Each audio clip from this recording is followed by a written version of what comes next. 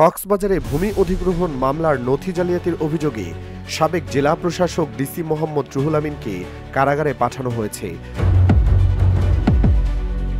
রোববার ৯ ফেব্রুয়ারি দুপুর ১২টার দিকে কক্সবাজার জেলা ও দায়রা জজ আদালতের বিচারক মুন্সি আব্দুল মজিদ তাকে কারাগারে পাঠানোর নির্দেশ দেন।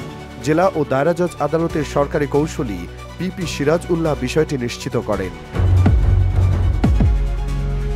আদালত সূত্রে জানা গেছে, মাতারবাড়ির বাসিন্দা AKM কায়সারুল ইসলাম চৌধুরী ২০১৪ সালের ১৯ নভেম্বর তাপবিদ্যুৎ কেন্দ্র নির্মাণের ভূমি অধিগ্রহণের প্রায় ২০ কোটি টাকা আত্মসাতের অভিযোগে কক্সবাজারের জ্যেষ্ঠ বিশেষ জজ আদালতে তৎকালীন জেলা প্রশাসক মোহাম্মদ রুহুল আমিনকে প্রধান আসামি করে ২৮ জনের বিরুদ্ধে মামলাটি দায়ের করেন। আদালত মামলাটি আমলে নিয়ে তদন্তের জন্য দুর্নীতি দমন কমিশন দুদককে নির্দেশ দেন, কিন্তু তৎকালীন জেলা ও দায়রা জজ মোহাম্মদ সাদিকুল ইসলাম তালুকদার মামলার ১ নম্বর আসামি রুহুল আমিনের নাম বাদ দিয়ে দুদকের প্রধান কার্যালয়ে নথিপত্র পাঠান।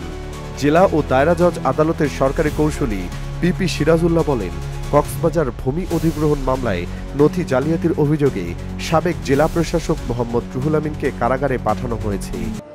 আজকের এই মামলাটাই উনি যদি সুযোগ না দেয়, জেলা প্রশাসকের কথাই উনি যদি সুযোগ না দেয়, তাহলে উনার রেজিস্টার কাটাছিরা হলো কেন?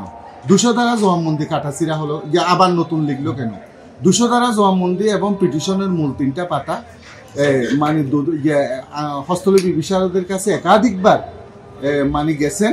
প্রতিবারই এই যে বাদী সাইন যে দস্তখত করেছেন মামলা থেকে রেহাই পাওয়ার জন্য মোটা অঙ্কের টাকার বিনিময়ে, এই বিষয়টা উঠে আসছে।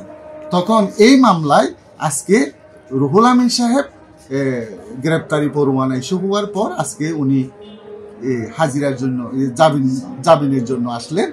আদালত নামঞ্জুর করে তাকে জেলে দিল। মামলার নথি জালিয়াতির বিষয়টি জানতে বাদী আরেকটি মামলা দায়ের করেন। পরে দুদকের কক্সবাজার সমন্বিত জেলা কার্যালয়ের সহকারী পরিচালক মোহাম্মদ রিয়াজউদ্দিন গত বছরের ১ জুলাই আদালতে ৫ জনের বিরুদ্ধে তদন্ত প্রতিবেদন দাখিল করেন। ওই ঘটনায় আজ কক্সবাজারের সাবেক ডিসি রুহুল আমিন আদালতে আত্মসমর্পণ করেন। আমরা এতে সন্তুষ্ট।